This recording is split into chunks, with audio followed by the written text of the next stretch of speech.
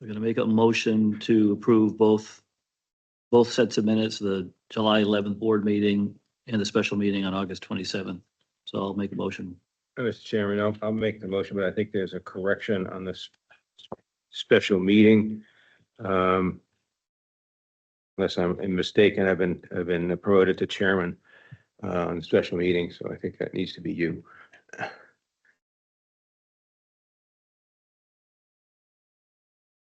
Okay. That's it. Otherwise, that correction, I'll move motion for approve both meetings. Someone second that? I'll second that. All those in favor? Aye. Everyone make sure Mr. Kelly gets a gold star for catching that. Happy to be chair again if you'd like, but I'd rather not. Board member comments, Mr. Sultan. Welcome everybody back from a long summer, and that's all I have to say. Mr. Kelly. Yeah, welcome everybody, everyone, staff and board had a relaxing summer, got some time away and spent some time with family, but good to see everybody back. Thank you, Mr. Chairman. Thank you, Mr. Bonf, Mr. I'm really bad. That's all right. tonight. That's Mr. all right. Campbell. I consider that Can a you turn compliment. everyone- Don't do that. Turn your name tags towards me. please. That's true. There you go, Terry. Yeah. No comment from me. Mr. Yudd.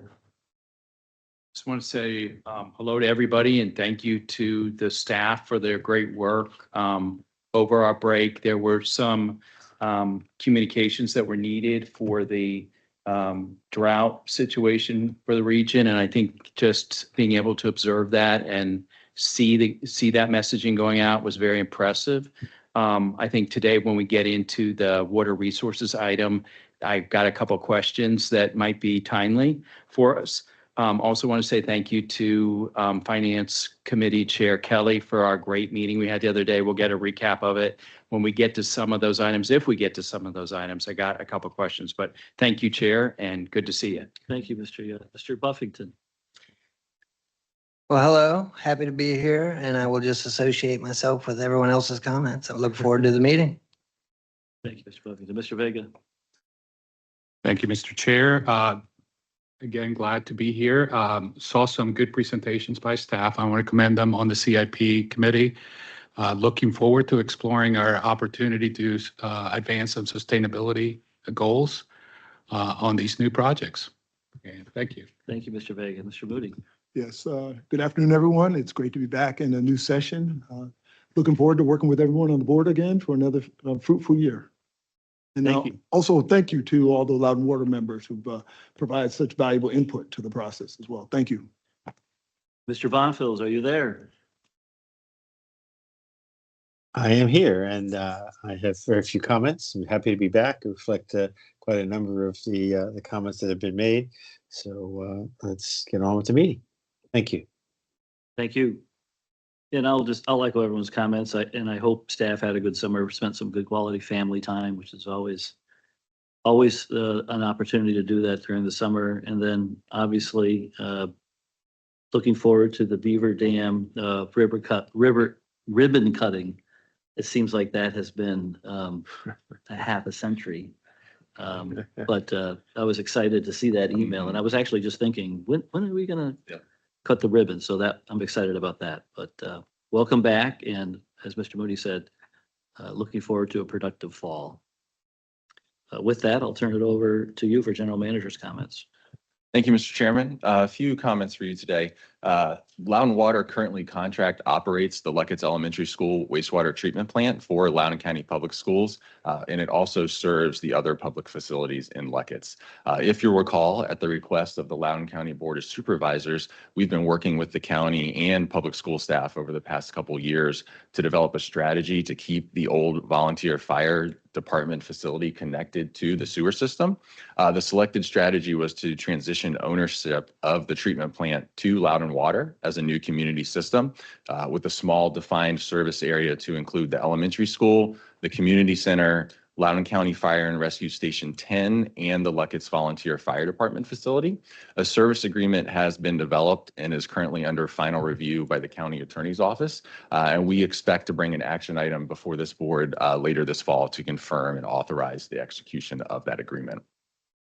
It's fall, and that means it's community festival season. And so Loudon Water will be participating in the following community events: the Claude Moore Fall Festival on Saturday, September 21st, the Brambleton Bramtober Fest on Saturday, September 28th, the Douglas Legacy Day on Saturday, October 5th, Sterling Fest on Saturday, October 12th, and finally, we will be hosting the Girl Scout Wonders of Water program on Monday, October 14th, right here in Ashburn.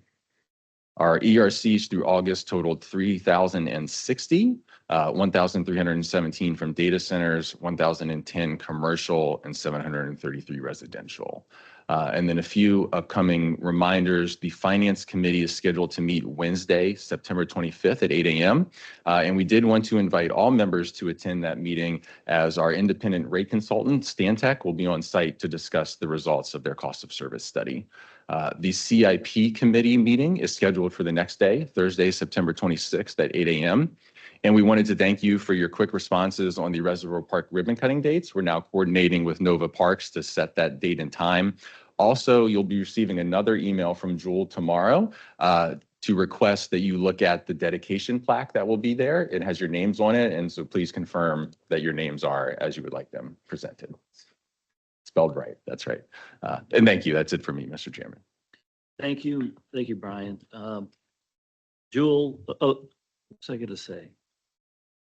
Oh, if the CIP members can dial into the finance meeting if they want to, it kind of eases the burden, I think, a little bit for attending back-to-back meetings, but I just wanted to throw that out there. Well, we have we're inviting the CIP people to attend the finance committee meeting because we're gonna have a rate study presentation at the finance committee meeting. So we would like all board members, if possible, to participate in that, but that is Wednesday, the 25th. Wednesday, So the day before. the day before the CIP. Okay. We'll manage without you, but thank you. Jewel, has anyone signed up for public comments? No, sir. Has anyone ever signed up for public comments? Occasionally. It's been a while. I think I was the last person to sign up for a public comment. I remember at least one guy. There was one guy some years ago. Yeah. All right. None is good in this situation. I will make a motion to adopt the agenda. All those in favor? Board committee actions, Mr. Sultan, CIP. I assume everybody read that lengthy report, but I'll give a brief summary. The first task order was Sterling Park water main and sanitary lateral replacement. Pipes installed in the Sterling area are now approaching their useful life and need replacement. This project involves replacement of existing cast iron mains, valves, fire hydrants, and sanitary sewer service laterals, which are also in need of replacement. J2 Engineers was selected to develop construction drawings and specifications and related services for $558,000 with an approximate 5% contingency for a total authorized budget of $586,000. The CIP committee forwarded this item to the September 12th, 2024 board meeting consent agenda. And as Mr. Vega had indicated, sustainability will be involved with this, with all of the leftover facilities. Next one is approval of task order, Belmont Ridge Water Transmission Main upsizing. The 538 zone is rapidly growing, with growth accelerated by the addition of the JLMA. The Trap Rock Water Treatment Plant expansion also accelerates the need for additional transmission capacity to accommodate the increased supply. Studies have indicated that the 20-inch main in Belmont Ridge Road is a bottleneck. Since the water main is relatively new, two options will be studied. One, remove the existing 20-inch main and replace it with a new 36-inch main, or two, install a new parallel pipe size to meet future demand. The CIP committee recommended that the board award a study task order for the Belmont Ridge transmission main upsizing project to RK&K for $116,473 with an approximate 5% contingency for a total authorized budget of $122,000 to be forwarded to the September 12, 2004 board consent agenda. Again, sustainability would be a big factor in in this job, as Mr. Vega has indicated, has suggested. Approval, the next one is approval of design service task order, Trap Rock Water Treatment Facility uprating expansion. The recent addition of the JLMA, as well as growth within the CSA, has triggered the need to uprate the capacity of Trap Rock Water Treatment Facility. This project will upgrade the UV disinfection system, ozone unit processes, and other supporting infrastructure. The CIP committee recommended that the board award a design task order for the Trap Rock Water Treatment Facility uprating to CDM Smith for an estimated cost of $497,984 with an approximate 5% contingency for a total authorized budget of $523,000 to be included in the board consent agenda. The next item was the capital construction quarterly report. And once again, construction staff has indicated an excellent status on change orders. And one thing that we don't talk enough about is they can do the job, but it takes an excellent set of plans also. So kudos should be given also to our design people for getting our construction people in the right location to get these low change orders. Last one was a capital spending report. Report indicated that spending through July 24 is under projections by about 9%. The mid-year reforecast revised the 2024 capital spending plan from $148 million to $127.5 million, and that is it. Thank you, Mr. Chairman. The Finance Committee met on August 28th. Thank you, Charles, Mr. Yud, for your compliment. I think that all credit goes to the staff for that meeting. They did an excellent job. Get into that in a minute. We had attendance. Sorry. Thank you, Julie. And Start attending. over. Sorry. Yeah. Let me start over. Start over. All credit goes to the staff for Mr. Yud's comment about a good finance meeting, and all credit goes to staff. They did a terrific job. It's a pretty full meeting, and we just had a lot of discussion about different topics. So very well done, and I appreciate their work. We had our board chair attend virtually. Mr. Allen attended the meeting virtually. So it's good to see him, at least virtually.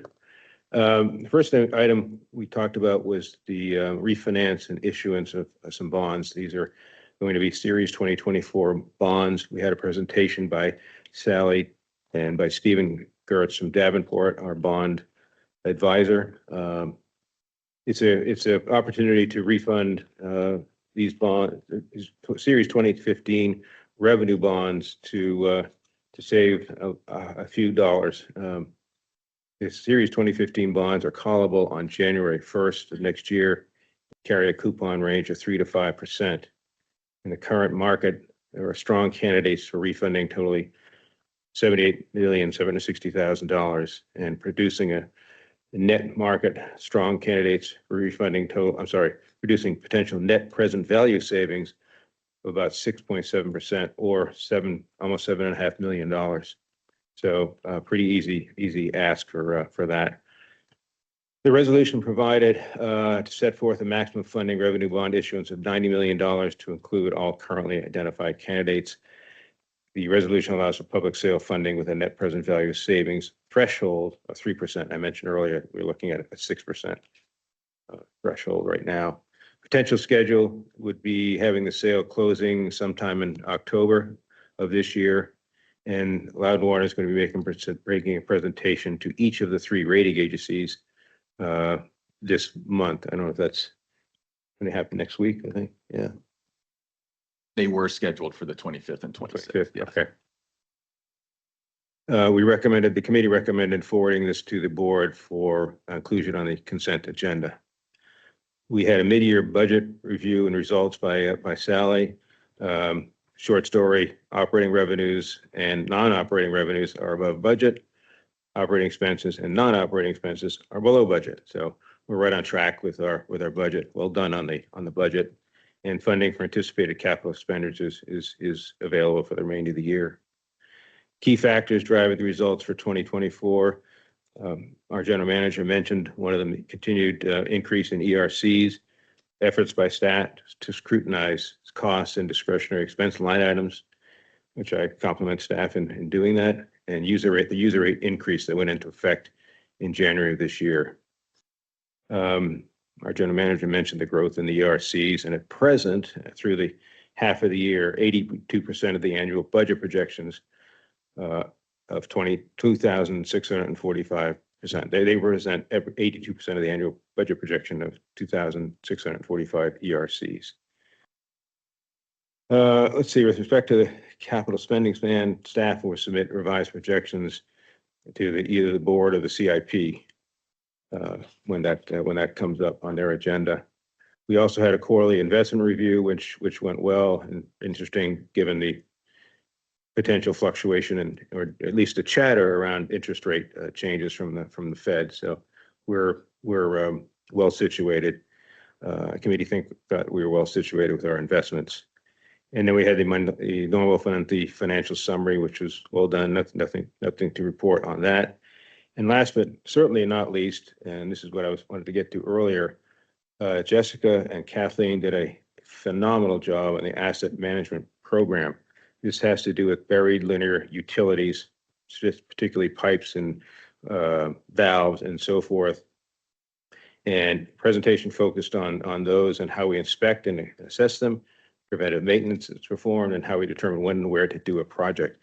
And it really goes to the years that I've been on this board. It really goes to how this staff and how the utility looks at forward thinking and tries to anticipate problems before they occur. And I won't get into this because it's on our agenda for the board today, but it was really well done. And the committee felt that the full board needed to hear this, to see how it's done, what's being done, how we look at these things, and how we anticipate what needs to be done before it becomes a problem. And it was mentioned earlier, our next meeting is Wednesday, September 25th at 8 o'clock. That's my report. Thank you, Mr. Kelly. The consent agenda. Someone, I'll move. second by somebody? I second. All those in favor of approving the consent agenda, say aye. Aye. Aye. Thank you, Mr. Bonfils. Action agenda, nothing. New business, none. Information items, what Mr. Kelly was just speaking about. We're going to get I guess a kind of an abbreviated version by Jessica DeZara and Kathleen Witten. Thank you. I want to highlight for why rehab and replacement is important for you guys to understand. The first thing really has to do with the budget. So our financial bottom line can be very much affected by rehab and replacement projects. Slide 2. Slide 2. You're not in presentation mode. Yeah. So this affects our finances. It's super important because the cost for rehab and replacement, particularly pipe replacement projects, it's expensive. It's got to get done. And it's going to affect the budget. So it's just really important that everyone understand how we're going about prioritizing these projects so that we can make the best use of our user rates as we can and be very responsible with our spending.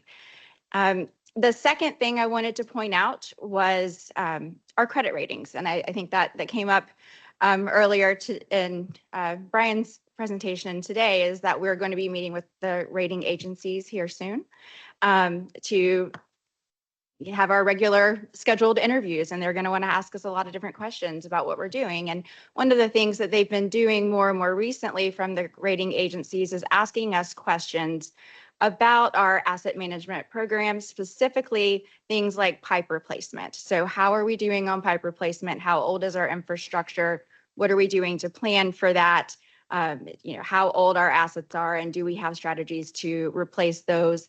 Are we experiencing other asset management challenges on the sewer system, like SSOs, the sewer overflows, things like that? So they're all really important to help us keep those great credit ratings that we have now. We want to keep our AAA credit score, and this is important, and it's definitely a factor that gets played into those numbers. And the final point I want to bring up is, our mission and strategic goals are all about R&R planning, sustainable asset management, making sure that we're protecting the infrastructure that we have. That's what the asset management program is all about. And the R&R program is really key to being successful here, particularly some of the things that we do on the back end as we're getting ready for R&R to make sure that we're protecting our assets, preventive maintenance, types of activities and that sort of thing. So we're not going to get into the preventive maintenance as much as we did at the Finance Committee. We got a little bit more detail on that. We're really going to focus on the strategy for R&R projects and what criteria we use to determine what projects are next. But we'll be happy to answer any questions about what we're doing more on the asset protection side as well, if we want to dig into any of those details. That's really my spiel, and I just want to turn it over to Kathleen. Thanks, Jessica. So like Jessica said, we're going to give you the abridged version, but if you have any questions, please feel free. So I broke this presentation into two separate pieces. The first piece is water mains, and the second piece is the gravity sewer. So just an overall look at our water system. We have over 1,400 miles of water main. It's about 20 years old. Our break rate is much, much lower than the national average. And the main point on this slide is that we have 70 miles of cast iron pipe, which shows up in yellow on that map, versus the blue, which is ductile iron. So there is a study that comes out once every about 5 years from the Utah Water Research Lab, and they do a study on all of the United States and Canada's water mains, and any utility is welcome to send them information. And what they found in the last study was that the average age of a failing water main is about 53 years old. And so if we look at our specifically cast iron pipe, which is the pipe that is failing right now, the average age of that is 52, with about 70% of the cast iron mains older than that in our system. Just some more stats on water main breaks. So over half of our water main breaks occur on 6-inch diameter mains. And of those breaks, almost all of them are on cast iron. So a few years ago, we really wanted to dive in and determine if these breaks were due to corrosion or if there was another reason why. And so we had O'Brien and Gear do a study, and basically they found that corrosion really wasn't the main reason we were finding these 6-inch cast iron breaks. It was mainly due to lack of bedding or improper bedding. So that's what they're finding when they do find a water main break. There is nothing basically but soil around that pipe. So the picture there is an 8-inch cast iron pipe installed in 1967, and it's pretty much rust free, which is very interesting. So when we moved on from looking at that study, we kind of looked at, is there a piece of software that we want to buy that can help us prioritize where we want to replace water mains, or is there something else that we can do to be more proactive? And we took a look at a bunch of different pieces of software. We did different ways of finding what the risk was on these water mains. And then we kind of took a step back and we were like, well, is there anything we can do in-house? Because if you look at this map, all of those orange diamonds are our water main breaks from whenever we started tracking them until today. So it's pretty clear where our problem is. It's Sterling Park, Sugar Land Run, and it's starting to be Countryside. So it just so happens that Sterling Park and Sugar Land Run are the oldest parts of our system and are the cast iron parts. So that's why we're seeing all of those breaks. So instead, we decided to make this cool dashboard in-house. This is a GIS dashboard that our GIS department was able to put together for us. And it can show us a lot of information. The graph on the center right shows when the mains were installed and their material. So you can see all of that yellow is the cast iron, blue is ductile iron. And you can see the cast iron was installed from about 1963 to 1983. So that's the area that we're looking at. The other thing on this dashboard you can see is the number of breaks. So you can see it's steadily increasing as we go along. But I do want to point out that any break shown on here could be a water main break, or it could be a contractor hit, or a detected leak that we found through our inspection process.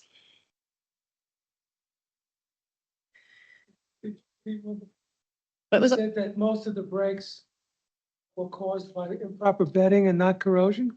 Yes. So in 1963, Loudon Water did not have engineering design standards yet, and we did not have inspectors yet. So no one was really watching these pipes go in the ground. So the contractors just put in what they felt like. And it seems like the 6-inch was the most disrespected because it was just distribution. And so they really didn't put any bedding on it. Yeah, Kathleen, make sure I'm looking at the right graph. It's the vertical bar graph you're referring to? Yeah, Yeah, so right there. this one is Yeah. showing the material is yellow. That means it's cast. If it's blue, it's ductile. And then this is the length. So this is the miles of pipe that was installed in that year. Okay, and you may have stated, what's the highlighted green? It's kind of a, That little green one? yeah, and also further down in maybe 2018, right there. The 2018 one might not be right. I think green is PCCP. That is the WNOD water main. So that's why it's kind of before we started, because we bought it from the city of Fairfax. This one, the one in 2018 might be wrong, Okay, thanks. fortunately. Any other questions? Okay.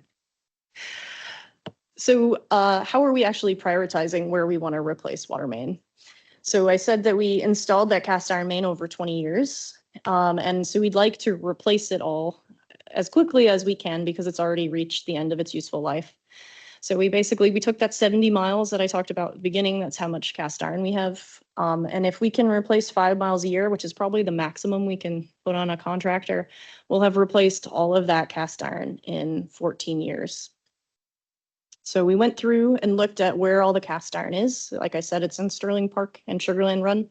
And we just went from oldest to newest and chunked it out in 5-mile increments.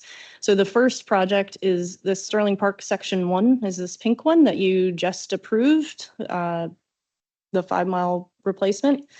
The next one that's going in the CIP this year is this kind of purpley blue color. You can almost make it out. This is Sterling Park Section 2. So this will be the next 5-mile project that'll come into the 2025 CIP. So that's all I have for the water side. Any other questions on that? All right.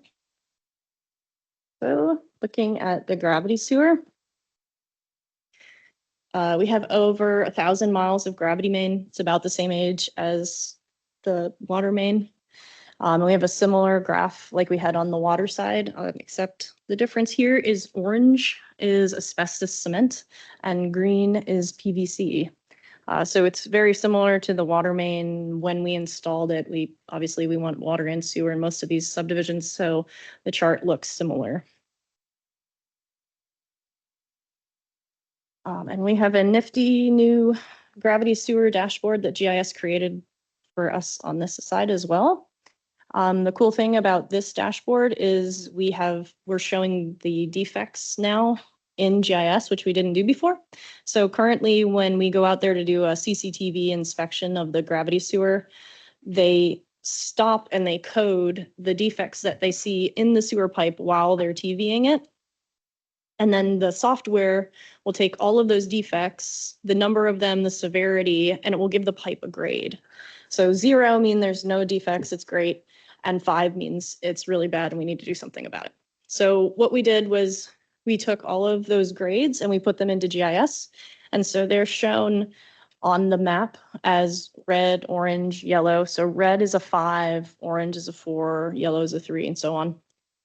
So now we can visually see where all of those defects are, which is going to help us in determining where the next project should be. The other interesting thing about this map is you can see that some of the sewer lines look like they're highlighted almost. Those are sewer mains that we've already lined. So the defects that are shown on those highlighted lines are really defects on the lateral connections. And so that's part of the project that you just approved as well, the water main replacement project. We're going to try and replace some of those sewer laterals in this area that are leaking. What we're finding is that the asbestos cement pipe has cast iron laterals into it, and the cast iron laterals are corroding due to dissimilar metals, basically, which is really interesting. So that's going forward. The other thing about this dashboard, you can see the materials, the age. We can look at different notifications or work orders in here as well. So it really can help us nail down where we want our next project to be. So some strategy that we're using currently to get to all the 1,000 miles of sewer main. You can guess it takes a while to get through. And so a couple years ago, we implemented a new program where we flush or clean the sewer. And then about a month later, we go through and we TV the sewer. And so what that is doing is it's giving us a clean pipe to look at when we're TVing, but allowing enough time to let roots grow back in if there are roots in the sewer so we can see them. So the map on the right-hand side shows the different sewer sheds we've been through already. We've done some lining already in those sheds.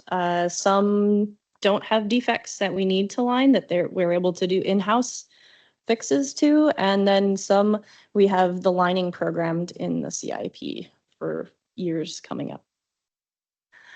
With that all said, there are some defects that we can't fix with lining. Like bellies in the line, deformation of the pipe, or just the defect is too large and there's too much water coming in, we can't line it. So we will have to replace certain portions of sewer pipe, and that could be just chunking out a piece of the sewer, or it could be replacing manhole to manhole. So those projects are also in the CIP and are either moving forward now or coming up. And that is all I have on the sewer side. Any questions? Yeah.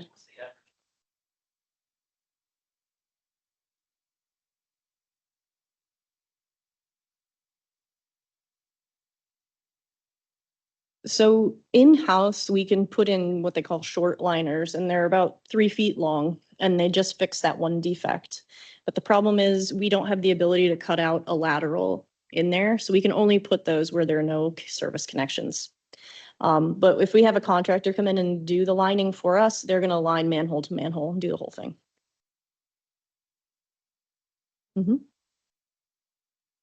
Anything else? All right. So takeaways from this presentation, we're moving ahead with all these programs, and right now they're working for us, but in the future, as we start doing all these projects, we may need to change our approach or do something different from lessons learned when we are out there in the field. The water main replacement schedule is really critical to try and keep up with an end of useful life estimate. And as you all know, planned repairs are much cheaper than emergencies. So we're trying to be proactive wherever we can. And that's it.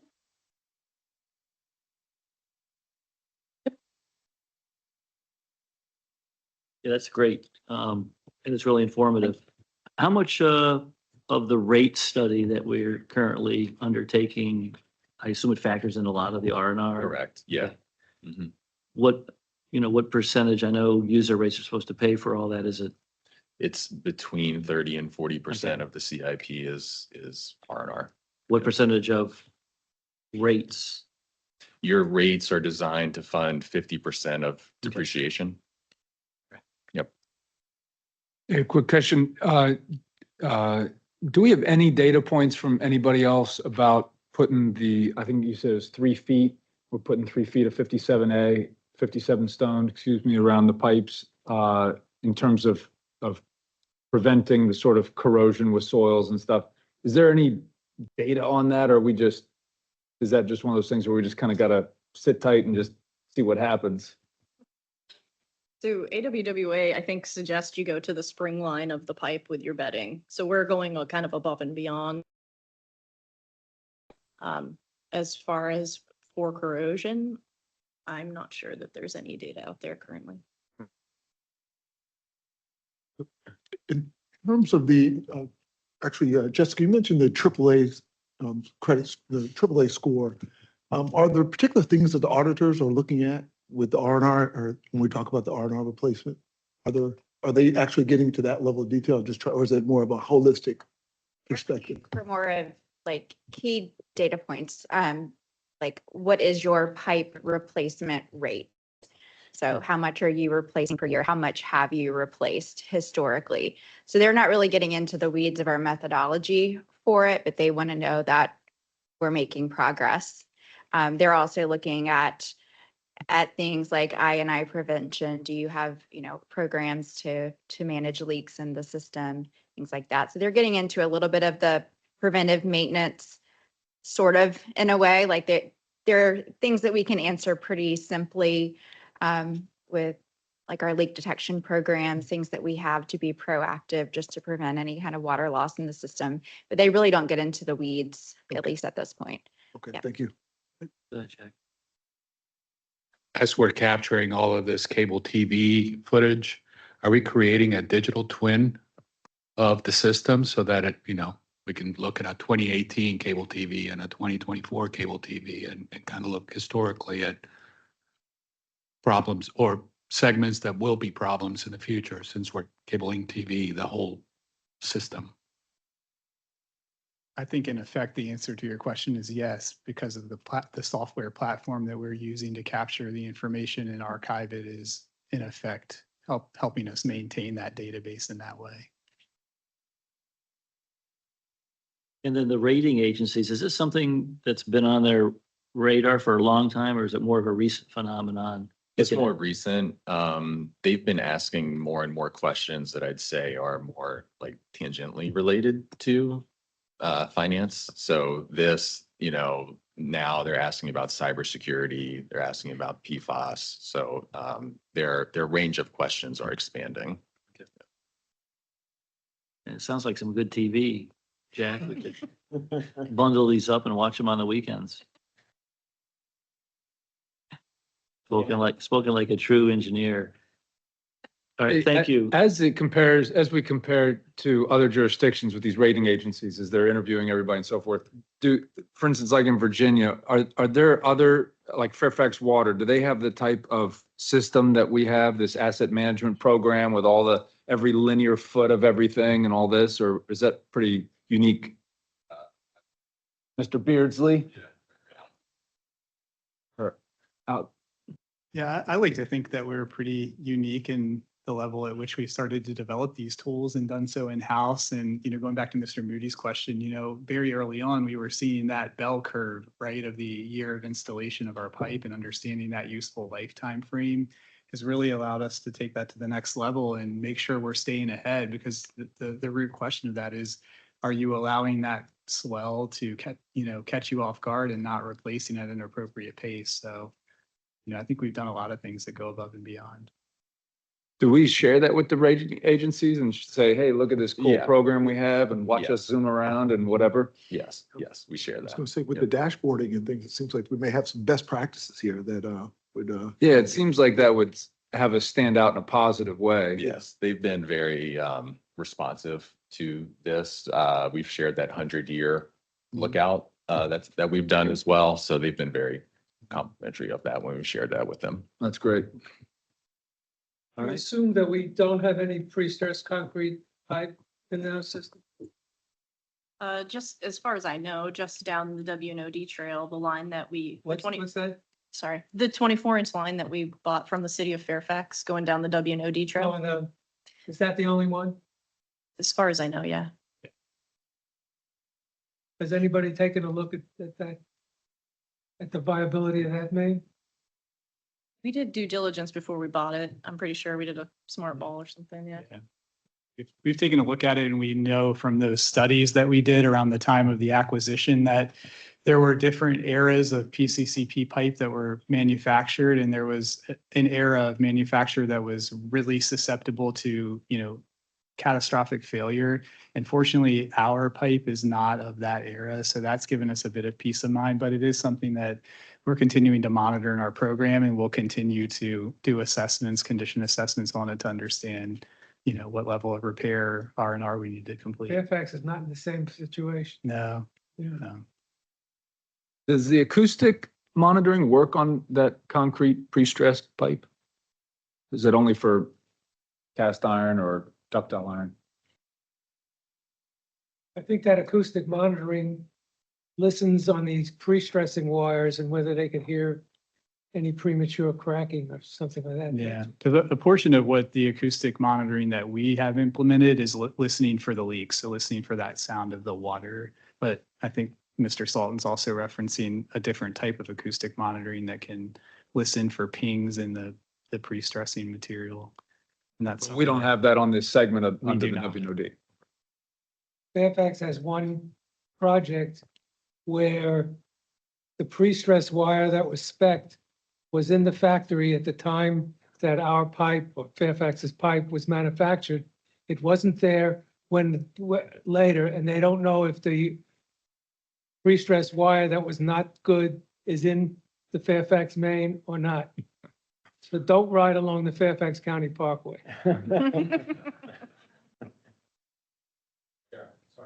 Curiosity question. I see that there's some asbestos cement pipe that was installed in the 2000s and as recently as 2016. And out of curiosity, why are we seeing some orange installs in the bar chart in the 2000s? It's either a wrong date in the data or it's possible when we went and so some of the asbestos pipe we've had to cut into to add new manholes and things for these retrofits. And so when we put in new PVC, it could have gotten coded as asbestos because the rest of the line is. All right. Thank you both for the Finance Committee meeting and today's meeting. It's very pertinent and very apropos, so thank you. We are on to monthly reports. Finance summary by Sally Deller.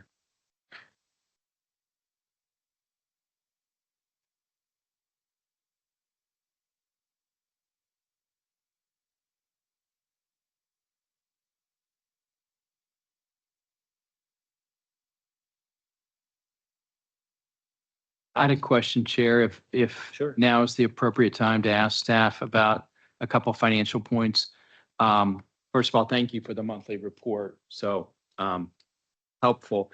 We, as a body, had done some research on ERCs and the relationship with data center development and data center trends was really interesting. So Brian, I think the question is for you and the numbers are still strong, like over 50% of your ERC activity is data center. I think that probably locally, we're getting at the point where the ability for a new data center to come online and locate with frequency and size that we've seen recently is probably limited. I've seen through my own work and my employer that the ability to move those applications forward compared to the way it was several years ago is dramatically different. Also, at the same time, later today, I'm going to the County Planning Commission meeting where they are reviewing a policy document and a zoning document that would more tightly regulate land use approvals for data centers. So I do think that we are going to see that trend start to show up at some point. So I want to get your reaction to that, number one. And then number two, ask you about the relationship between that high magnitude of activity of ERC numbers for data center. And then, every month we're actually seeing revenues for water services, for selling water. And the other interesting dynamic at play right now is the use of water in a data center, which originally or many years ago was really water intensive for cooling. technology has really changed a lot and is continuing to change, where the amount of water used is significantly reduced. We were talking to some individuals that are involved in a application of liquid to chip cooling mechanisms and immersion cooling, where portions of the racks in a data center are actually submerged around a fluid, and that fluid it's not water, it's like an oil-based type of thing. So the amount of water to be used would probably be reduced, and that trend will continue. So I saw two things going like that. Sorry for the long question, but do you have any reaction or observation on that? To the first one, I think we agree with you that availability charges and connections are going to decline into the future. And you'll see that in our budget for next year, as well as the rate study, that we are not anticipating anywhere near this number of connections going forward. As far as the second one, we've also heard that in the industry, that there is a desire or a look at using less water. As you've noted, there's been several articles recently on the discussion of how much water data centers are using. As far as how that will impact us, if they're using less water, sure, we'll sell less water. Availability charges run with the land. So if they come back and they tell us all of a sudden they don't need all this water, we don't refund availability charges. I'm not sure if that answers your question, but I think for the second one, we've heard that as well, and we're kind of, I guess, monitoring and waiting to see what comes out of that. Yeah. And it's been very interesting conversation, which, just to my colleagues, we might want to have more of it as we move forward, to watch the indicators. Mhm. But from an incoming perspective, probably we're going to probably see them soon. Sure. A shift. And then from a water consumption perspective, you're probably going to see some changes too. So it'll be interesting to see. Yeah. Then another question, I'm not sure if this goes to you or to Sally, but every month you're reporting out on cash and investment totals. Yes. I think there's a way that you refer to it. Cash equivalents and investments. Mhm. And I believe the number, if my colleagues had a chance to see this in the report, was significant, 333 million. Can you just explain to me the relationship between what's really cash and what's cash equivalent, like an investment, already invested cash? Sure. I think I think maybe we have it, but the quarterly investment report breaks it down between cash, which would be in our checking account, our money market account with US Bank, which holds all of our investments. And then we have our investments, which would be treasuries, agencies, corporate bonds. And then we also have cash in the LGIP, the local investment group. And that's around 60 million in there right now. So your cash is your checking banking accounts, and then the cash equivalents are considered your investments. Yeah. Yeah. Okay, so let me just see if that answered my question. Cash equivalents. To me, I see that as cash or cash equivalents, Okay. but that's fine. Okay. And then if you were to suppose, thinking out loud, see an infusion of cash, maybe there was a disposition of property or some sort of negotiation. Do we regularly evaluate how those cash balances increase and what we should be doing Sure. with them? Because really, it looks like there's a lot of cash on hand, and we also may be, incoming may be increasing. Sure. Yes. So yes, one of the things before we have an infusion like cash of a substantial nature, we reach out to our financial advisors and ask them kind of what we should do with this money. And so that plays it. We don't just make that decision ourselves. We ask for consultation with Davenport on how to use it. Yeah. And, I thought about this after listening to Davenport, and we got a little bit of we've had several updates from Davenport that have been very meaningful. But I think it might be helpful in at least maybe I go to Mr. Kelly and say at a finance committee or Chair Allen say, hey, should we be having more of a conversation about that, particularly in light of, unknown futures and the ability to maybe follow up. We've had some terrific staff presentation on maintenance issues. And so anyway, I just bring that up because I think that's worth talking about. Yeah, I mean, I would add, at the last finance meeting, I pulled up the agenda from our finance meeting a couple weeks ago. And of the 340 million, you can see that 111 is in, federal agencies and 82 million is in treasury notes. So we're really limited to what we can invest the money in. It's basically 0 to 2 years, right? I don't think we can go beyond. We can go out to 5. We can go out to 5 years. So when the 2-year stuff is all yielding more than the 5-year stuff is right now. So that's why being short has been better. And then when we get cash in, it just goes into that LGIF liquidity, right? Well, it'll come into our checking account and then we'll parse it out. Yeah, But that's the most liquid correct. of all these items. Yes. So Yes. we're always liquid. And, based on our immediate expenditures for the next year, we can place some of that extra money that we don't anticipate using in longer maturity things, and longer being 2 or 3 year notes or 5-year notes. Yeah. But most of it, our yields are never going to be, they're always going to be between 1% and 5%, right? I mean, like a great year is 5%, a bad year is 1%. So Sub 1%. there's not a lot of wiggle room to try to squeeze, more money out of it. So, and plus we're limited by the state as to what we can invest in. So we're really kind of constrained on the financial side, but that doesn't mean we can't, try to squeeze every last, decimal point, out of it. So. We've dipped our toe into commercial paper in the past, but really, Right. really Yeah. no exposure to There's that. some things like that, No. you don't want to do money market, anything, you can bust the dollar and, Mhm. There's not much we can do. correct. We got to be pretty liquid. Back to Mr. Yed made a good point about the ERCs. Just want to follow up on that in a couple of weeks and meet with the rating agencies. Do you anticipate that coming up as a topic that what Mr. Yed was just saying, the reliance on the ERCs from data centers, if that's going to start to decline, that maybe, how does that impact Loudon Water? And that's just not Loudon Water. I'm sure they're asking that of everybody that has a big presence with data centers. They ask for our growth projections and we share that with them.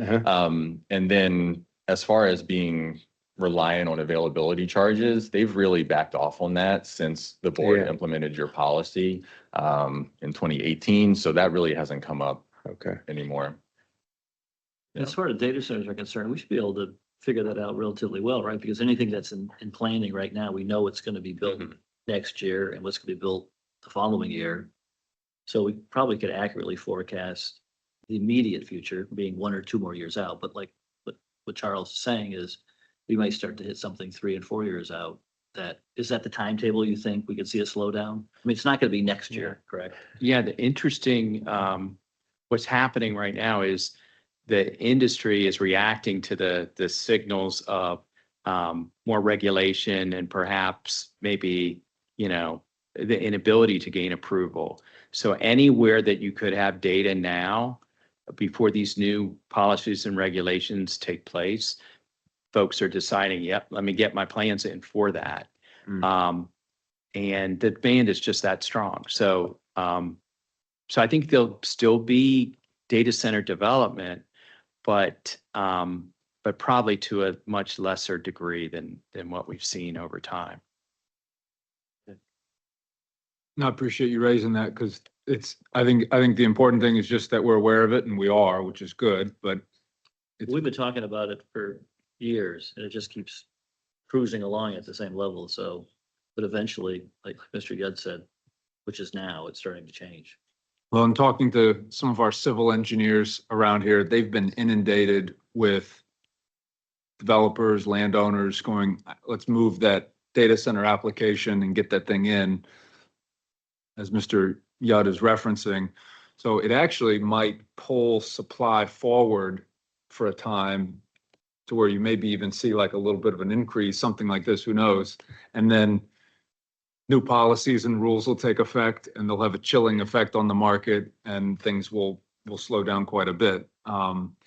So it'd be interesting to look at that timeline and go, is that like a 3 to 4 year thing? All these applications move slowly. Things don't move very fast here in Loudon. My esteemed colleague to my left just pointed out to me that there's also the element of the Power. electric grid, capability, and there's a lot of transmission activity underway. And there's also a huge, big push to look into alternatives. And it's just going to take time. I think the industry is really pushing forward to figure out how to implement that. But things like hydrogen fuel cells and small modular reactors, natural gas, it's been overwhelming for me to learn that solar is really, it just does not do it in terms of generation. But if it's so expensive to industry and there's a difficult acquisition of it, that's a huge motivation to implement these other technologies. But it takes time. So somewhere in that, demand right now, capability of the grid to serve, capability of local governments to approve or willingness to approve, and advent of new technologies, we will see it here somehow in the monthly reports. Mm-hmm. And so I think it's good conversation because it's been a big customer here. So anyway, thank you. And then reclaimed water, what's our profitability on that versus potable water? I mean, do we make more money selling water to customers than we do the reclaimed water? So the reclaimed water is not a big profit center for us, is No, it? Okay. no. But I did want to acknowledge, Mr. Yudd, you made another comment in there about perhaps, if I understand you correctly, a sensitivity analysis on our sale of water and what revenue could look like in the future if those key customers decline in their usage. And I think that would be a relatively easy exercise and a beneficial exercise for us to undertake. So thank you for that. Building on your question, Mr. Chair, what percentage of our revenue is from reclaimed water? Oh, if we get 60 million in water sales, 1 to 2 million of that might be reclaimed water, dollar value. And it's increasing, I'm assuming, or? It is, not substantially, but yes. And as far as the customer and the reclaimed water business, are we conducting research on the quality of our water, whether it's creating a maintenance and operations issue for them that would deter them from using reclaimed water if they have to replace their cooling equipment more frequently?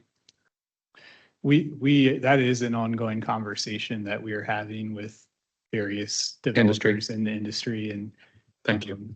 Yeah. One final comment, Mr.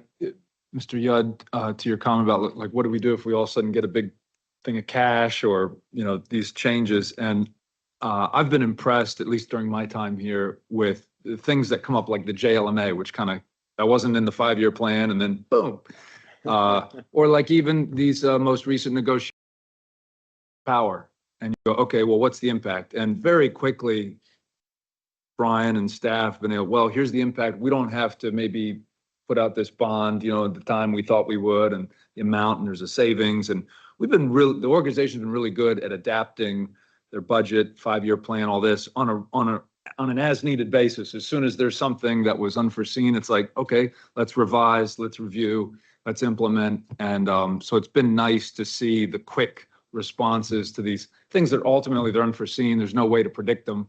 And all you can do is when they come, you go, all right, let's adjust. And excuse me, I've been encouraged at the way everybody's done that, at least during my time here. Agreed. But also agree with Mr. Yudd. We both can be right. Okay. Thank you. Thank you, Sally.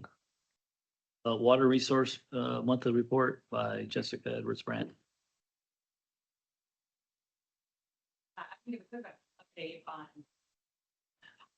I can give a quick update on the drought conditions. So the drought conditions have significantly improved, basically because of the tropical storm that came through in early August. So we saw improvement in the central systems, our Potomac River users, and then also community systems. However, we have hit a bit of a dry spell the last week and will probably continue for maybe another week. But we continue to monitor that. And as the temperatures start to cool and we move into fall, I expect things will improve. You know, it seems like, I mean, this is anecdotally, but it seems like every year people are more concerned about the groundwater, you know, wells.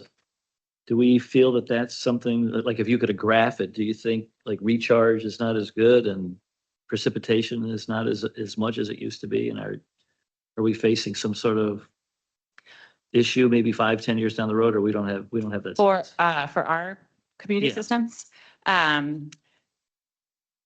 So, you know, that's a good question. I mean, I know we are collecting data on recharging. So I think that for me to say finitely, if you know what the answer is, I don't think we know yet. But I don't think that we feel like the way that our wells are developed, that we can adequately supply our community system customers. But I can look into your question about the recharging rates. You don't have to. I was just curious if we noticed some sort. I don't want to make more work for you. Okay. Chair, I had a question about that as well.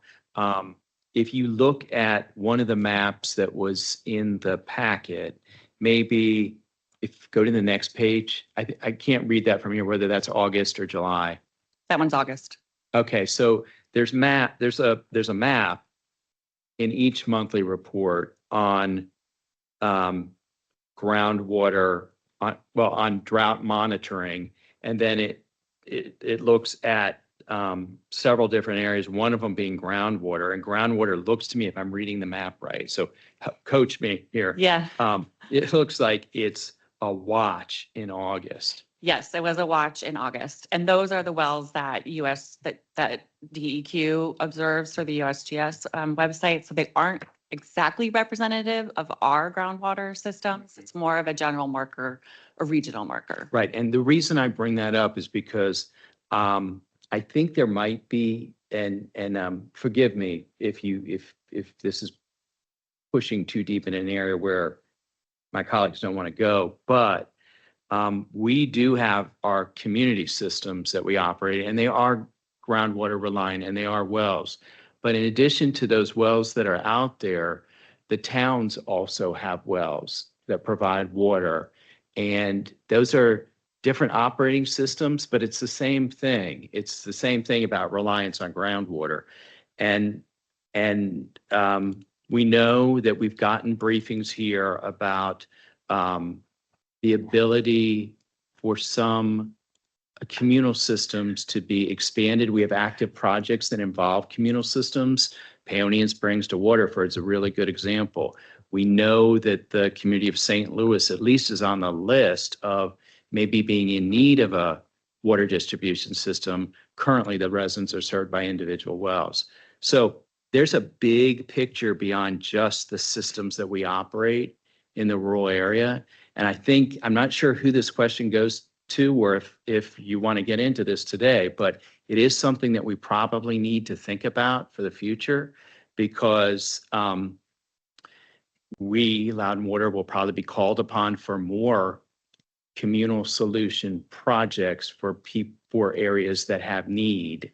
In addition, the towns may face their own constraints if we are all relying on the groundwater in that area. So I don't know if that goes to Brian or to the team here or to you, but I do think it's worth talking about in terms of being ready, because while a storm makes all the difference in the world, when you go flip one page from July to August, yellow all over, green, but still yellow for groundwater. So any remarks or reaction to what I just said?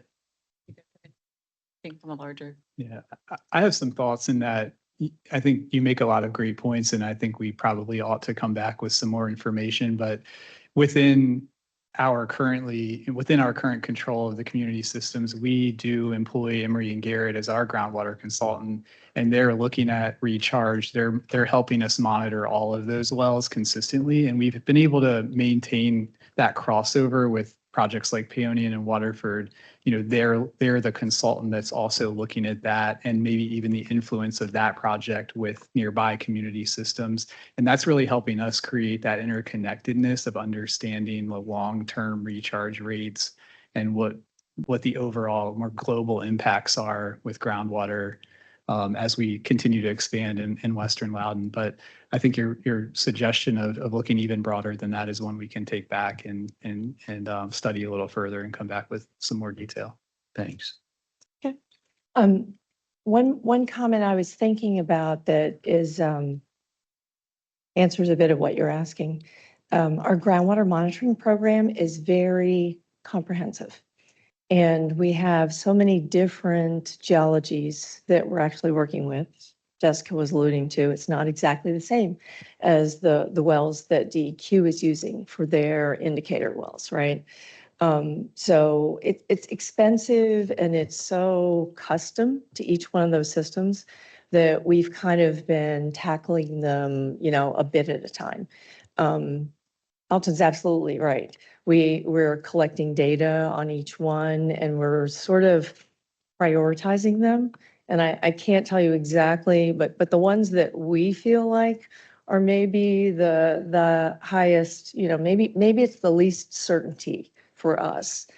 So we've kind of prioritized these ones and those are our community systems, granted, but I think it's giving us a better picture regionally, because groundwater, as you know, it's ultimately all connected, right?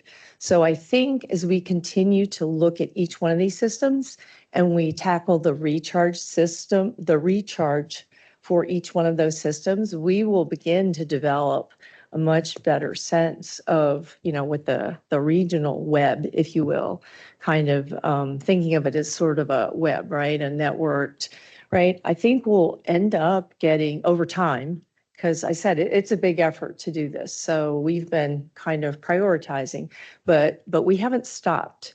We've actually continued, every year we tackle another one.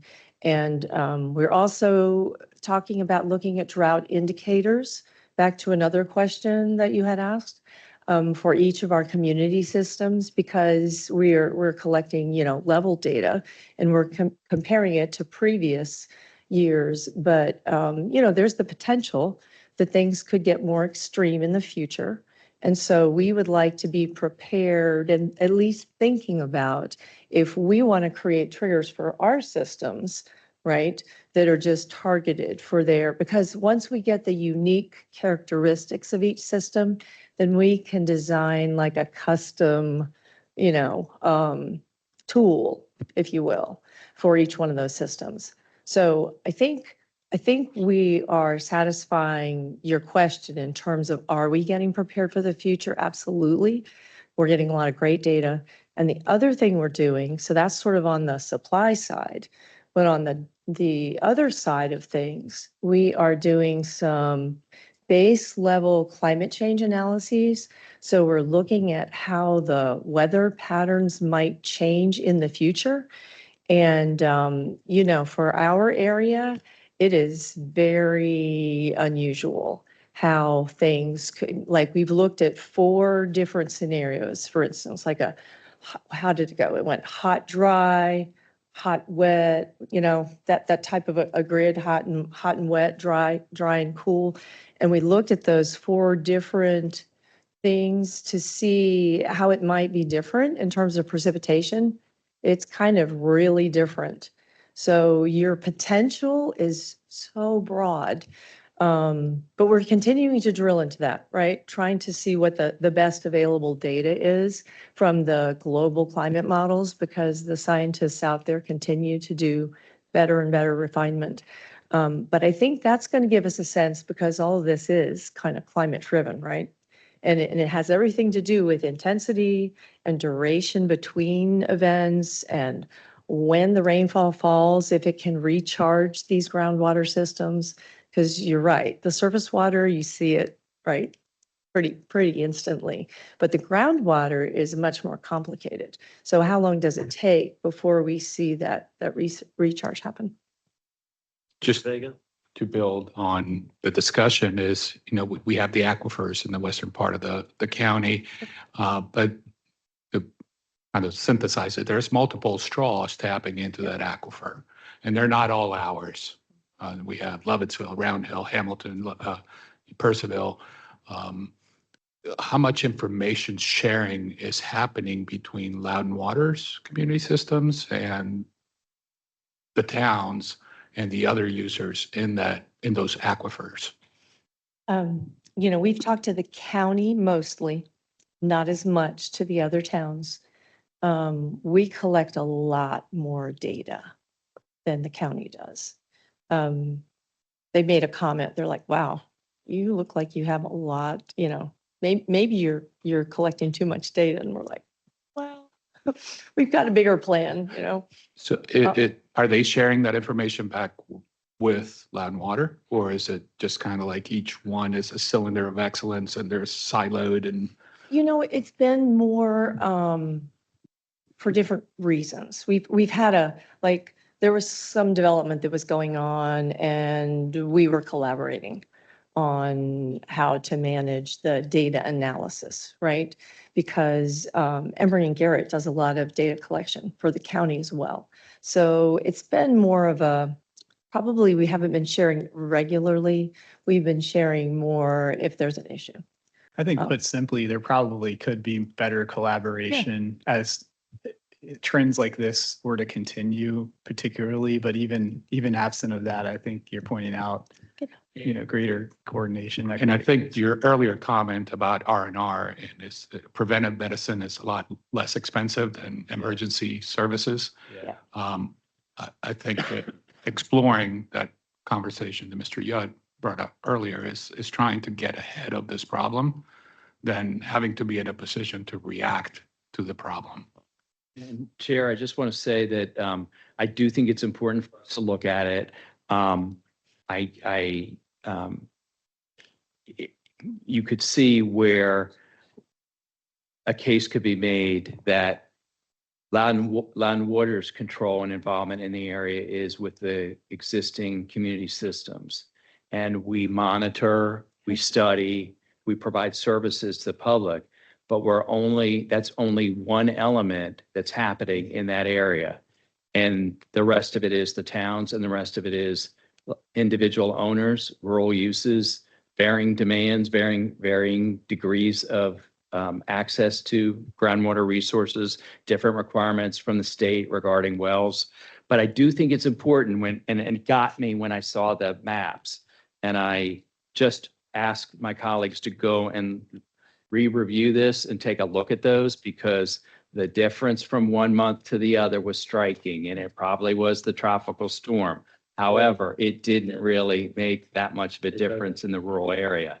We need to be aware, and we need to be ready to respond to the extent that is appropriate. And then even to take it one more level in Beacon Hill, we have half of the residents have their own wells. The other half are on the community well, which Loudon Water monitors. So you could have half of the people conserving water. The other half will have their own wells, just watering their lawn. Obviously, it's raining out and their sprinkler systems are on because they have a well, it's free water. So there's another level of complexity that even goes beyond what we talked about. I just wonder, I know we have monitoring wells in Beacon Hill. There's one on my street. Do we add, I guess the well is drawn down and we see how it comes back up. Do we keep annual statistics of that so we could look at what what's that called? The drawdown? Yeah, the long-term drawdown. Yeah. So if we look 10 years ago in Beacon Hill, for instance, was the drawdown, the bounce back quicker than it is now? Like, could you graph that to show that we're only, we used to get 7 inches of recharge a year. Now we're getting 6 or 5 or whatever. And there's, like we talked about, there's more straws going in everywhere. Yeah. So it's not static, it's more demand being pulled out. And you could somehow see that you could forecast that maybe 10 years from now, we're gonna have a problem. So the groundwater monitoring program is actually relatively new in terms of things that we've been monitoring. And our goal as Loud and Water has been to add a new monitoring well. We'll prioritize, we'll pick where it best suits us every year. So we might actually not have as much data as it seems. We don't have it, it's not all the same for each of the systems. Particularly data quality. It used to be, Yeah. these were sporadic measurements. And then as time has progressed, even the institution of this report for the board, we've gotten more sophisticated. We've been able to bring much, if not most wells onto real-time SCADA monitoring of that level that you're describing. Right. And that's what's evolved into what Emery and Garrett's now, as experts in this, they're taking that data and studying those long-term trends. So, But I'm sure we could do some analysis on some wells. Yeah. Back to your question, I'm just not sure which ones because they're not all equal right now. We're, like I've been But explaining. maybe Yeah. we could establish a benchmark kind of for each Yeah. community. And then at least 5-6 years down the road, we have something to go on. And as Say, this look, data set's growing, Correct. that's precisely what Emery and Garrett's doing. And that's where we want to leverage, the indicators in this report where we have sort of the chart of specific Mhm. alarms for our community systems. What is behind that is the work of starting to build that, as that data set continues to build, making sure those long-term trends aren't on too severe of a decline. And I remember when Emery and Garrett did the study for Raspberry, the geology in Raspberry being limestone is completely different than in Beacon Hill, and they're literally a mile away, but you have the Catoctin Exactly. Ridge, which goes right between the two developments, and you have completely different groundwater systems. So that was always interesting too, and it leads into what you were talking about, how every system is different and every place has different geology, so. Right. Crazy stuff. Is there any plan in place for if a town is suffering and needs more water? Is there any MOUs or anything like that that exist? I know I've seen the weather change in my lifetime in this area, and it seems more lately to be that they're having concerns like each year about the amount of water that they have in the towns. I know Percival, I believe, has the largest system in western Loudoun County, but and I live there, and I know that they had some major concerns this summer, and everything worked out. But in the event in the future that it doesn't work out, I wonder, what are we going to do? I'm sure the request from the mayors and town councils would be to the Board of Supervisors, hey, can you help us? Loudoun Water, can you help us? I'm sure the pressure from the board would be immense for us to do something, even though our system is not out there, because the people don't want it, because they feel that if they get, Loudoun Water, public water out in western Loudoun County, then it's going to change the densities out there and it will bring development. But even though they don't want it, they're going to want it when their town runs out of water. So I wonder if we should start, along with this conversation, coming up with some sort of backup plans ahead of time when it's easy to do versus last minute when it's not as easy to do.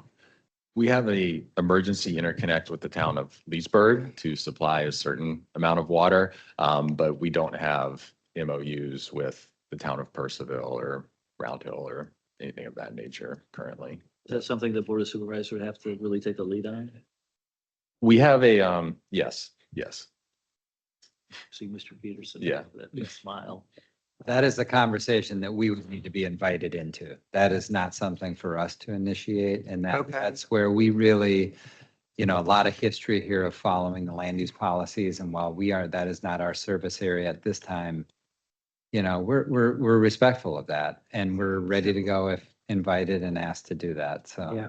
there's a lot there. That's a Completely understand, but also agree with just monitoring the groundwater levels, not just in eastern Loudoun where we Yeah. service, but Yeah. I think it's important throughout the county just to have a better idea of what the heck's going on with our water. And if we could get to the point at some point where we can graph it, and maybe we could do a little work to kind of go back in time by just talking to the towns and see if they have that data going back, and at least we'd have a starting point that could actually go back versus whenever we started our groundwater monitoring system. Just my thoughts. Thank you. Community Systems Strategist, Could- new position opening up at Loudwater. Mr. Chairman, if I can make a Sure. quick comment. When Bob Lazaro was mayor, this was studied. When I was in Hamilton, this is like 2010, 9, something like this. I mean, we had droughts then. We couldn't wash the car the whole summer. I mean, this was nothing new. I think one of the first times Mr. Yudd and I had the pleasure of meeting each other was during an unpleasant meeting where the town of Hamilton and the county were in litigation over well 13, which was a big producing well for us. Supervisor Burton wasn't very helpful. And there was just some friction there. I think Greg was at that meeting, if I recall, Mr. Wilmoth. And, but this, Mr. Campbell yelled at me. Yeah. Like, and I yelled I back. don't remember that. But when Percival spent almost $500,000 studying this, and it was very simple. There's a line that needs to come out from Loudon Water down Route 7 to the towns, or you bring a line from the Potomac down Berlin Turnpike. Their third option, which wasn't a real option, was Hamilton, Round Hill, Percival, combined resources and this kind of thing. But that Percival paid $500,000 to study it. Everybody knows you can't keep running the towns on groundwater. It's no secret. Nobody wants to deal with it for political reasons. And so it's not our problem. Like Mark said, it's not our problem. It's their problem. They want it to be their problem. They don't want help. They've been resistant over the years. And I think it's between the county supervisors, our 2 Western District supervisors, Chair Randall, but it's clearly the right thing. I mean, don't get me wrong. It's 100% the right thing, but it's been Absolutely. stubbornness. And as usual, Mr. Campbell sums it up great. What it really does take is that leadership, because there are so many people that are depending on the outcome. And that's, I think, the conversation for groups like us to be able to say, you know what, we operate a whiz-bang utility system here, and we know how to do it. And we are aware of the issues that happen in another policy area. We know we're there to the extent that we are there right now. But somebody has to show leadership, and I think that's what comes with the job here. So group of us needs to go see some group of them, and Mark's right. We can't send Mark or Brian there or all the fine staff and say, this is now the position of Loudon Water, or we're from Loudon Water and we're here to help. It takes a lot more than that. And if we don't push that conversation forward a little bit, it's not the right thing. That wouldn't be the right. I will meet with any of those people out there and tell them the same thing that we've talked about all these years. And it's partly why we moved from Western Loudon, because I got so frustrated at just people refusing to do the right thing because it was uncomfortable or whatever. Right. So you move somewhere with the out of town water rates from the. At least I have water. At least I have water. Understood. And it's paid, but And but I will go to any meeting you want with any of the council people or mayors. I'm happy to attend. And I will just say that, all kidding aside, let's say you moved to the outskirts of Leesburg, where you were served by Leesburg, but you were subject for many, many years for the out-of-town water rates, which were astronomical. And our customers were not faced with that. The town's customers were. That issue has been resolved through the work of the JLMA policy expansion and the annexation discussion between the county and the town, such that those rates are to be the same rates that you would pay in town. And so I say that only because if you keep working on an issue, you will get to a solution. It just takes time and effort and some leadership to get in there and make it happen. So I will take my cues from Chair Allen always respectfully, but we got to start talking about this. So thank you. I just want to pay a compliment to Mr. Buffington, because when I was chair, you had gotten together Round Hill and Percival and try to get something going there, and there wasn't a lot of interest. I'll be kind. There just wasn't a lot of interest. Yeah, I And almost the got question keeps coming up. beat Who's gonna up pay over for it? Who's going to pay for it? lynched. Okay.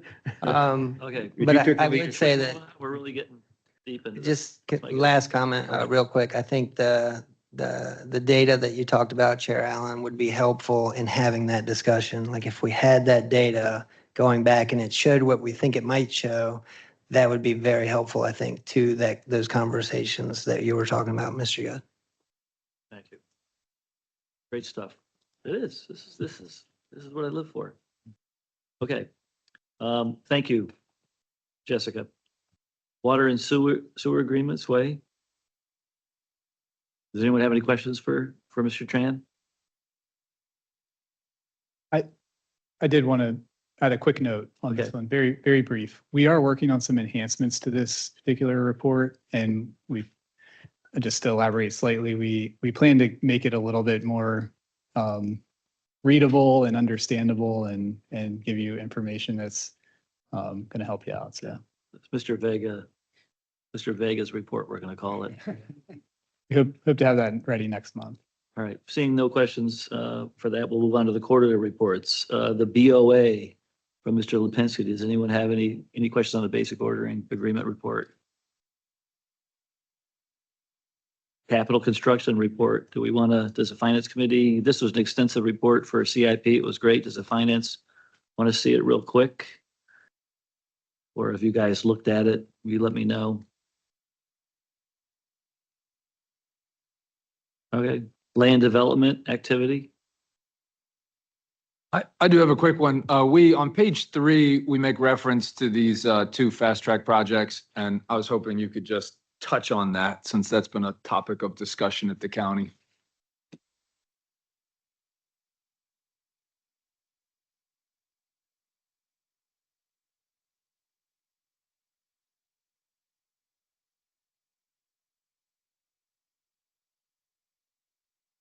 Are these the first missions that for? I'm just on page 3. It says 2 fast track projects and then it says proposed development and so forth. Page 3 of 5. Yeah, so these are, Yeah, 10 million square feet of the data center. yeah, this is just a summary of the first submissions that were submitted to us. So there's been two of the projects fast tracked, but you can see from the square footage, that's the amount of square footage of data centers that were submitted as a first submission to us. So those projects are all totaled here. They're green colored on the dots in terms of the projects. Further questions on that? I see 5 bullets. I see the 10,300,000 square feet of data center, 53,000 square feet of commercial, 313,000 square feet of miscellaneous. Is that in 2 applications? Or in the 2 projects? I'm trying to understand the meaning of the tabulation. And then there are 336 residential units split up. Are those also fast track projects? And No, so the fast track, it's just a summary. So out of all of those list of projects on the right, only 2 of those are fast track. And it was my understanding that there was, the Board of Supervisors adopted a fast track project for workforce housing. And I don't know if we are evaluating or investigating a policy to have fast track processing for workforce housing. Yeah. So right now, the county doesn't have an official written policy about the expedited review. They do have a waiver program, but as of currently, they don't have a official written policy in regards to the expedited review. I understand that the county is looking at trying to implement something this fall. and that's for the residential? That's for the affordable housing. For the workforce or for, okay. Because the Housing Advisory Board made a recommendation to the board, I don't know, some months ago. And so I was curious if that actually made its way through to some kind of implementation or not. And that's what this is referencing, but not officially yet. Yeah, so I think right now the county is calling it board mandated expedited review. Okay. And so they are doing basically following the fast track review schedules. As far as I'm aware, there's only been one project that's been moved forward with that. Okay. So the Board of Supervisors says fast track this workforce affordable housing project and then that gets earmarked for all the agencies, including us and. No, it's not. It's Oh. so the expedited review is only through the Building and Development Department only. Okay, So the external referral agencies are not part of that expedited review. okay. So just building and development. Correct. And that's not even true, totally official yet, or it is? Forgive me, I'm, It's not official yet, but they are trying to implement it. okay. But we're treating it as if we need to turn this thing around more quickly. Is that the idea or no? It's, like I said, we are waiting for the county to officially create that policy, which again is supposed to occur this fall. And then once that occurs, then we would probably follow suit, yes. Okay, so this project, whatever project this is, we're just treating it at the moment. It's in our pipeline and we're just treating it the same way as any normal project in terms of review times and responses and such. That's correct. Okay. And I want to give Lee some credit because he has been closely following this matter and has been in touch with the county staff. I think is it ombudsman that's really kind of focused on this issue at hand. And we've been in close contact with them, tracking it closely and working to develop, our program and all that aside, we are trying our best to push this project out quickly and we're monitoring the results, right? So we gave comments back and we've been monitoring when that resubmission comes in so that we can try to keep it at the top of the stack.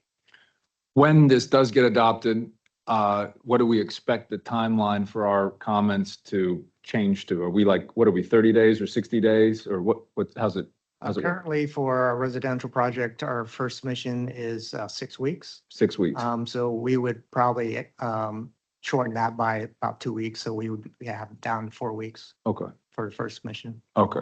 And so that's the expectation moving forward for fast track programs. It would be, all right, this one gets a 4-week turnaround instead of 6 weeks. Yeah, so we would basically try to mirror the current fast track projects, which right now are exclusively data centers through the county. And that's what we do with the data centers. It's instead of 6 weeks, it's a 4-week turnaround, It's ours is 3 to 4 weeks. 3 to 4 weeks for data centers. Okay, great. Thank you. Super helpful. Thank you, Wee. Anyone else have any questions? All right, operations and maintenance quarterly report. I saw it's all green circles, which is always good. Does anyone have any questions for Kendra? And then the safety report. I didn't see anything on there except someone hurt their knee in June. So that looks really good. Tom, great work. All right. That's it. If no one has any questions on those quarterly reports, we have a closed session. So I will forget how to do all this closed session stuff. I need a roadmap. Thank you. Thank you. Thank you.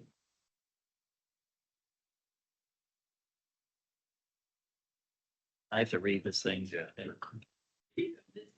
You can do it now, right? It's, all right. Don't you have it memorized? You kidding me?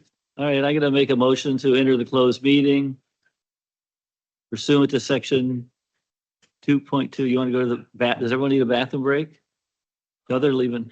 No one cares whether I read this or not, but pursuant to section 223711 of the Code of Virginia, I move that the board of this authority enter into a closed meeting.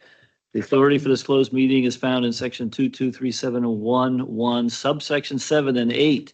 As to the following items to be discussed: class action settlements, the national PFAS aqueous forming foams product liability litigation. In accordance with 223712F, Chris Pomeroy, Esquire, president of Aqua Law PLC, will attend the closed session to provide legal advice and otherwise aid the board in its consideration of the PFAS litigation item. So that's been read. Someone second that? All in favor to go into closed session? Aye. We're certified. Aye.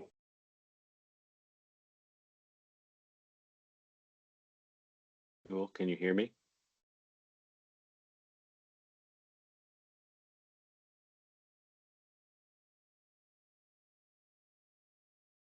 Mr. Bonfils, this is Chris Pomeroy. I can hear you. Perfect. Thank you. That means we're in the right place.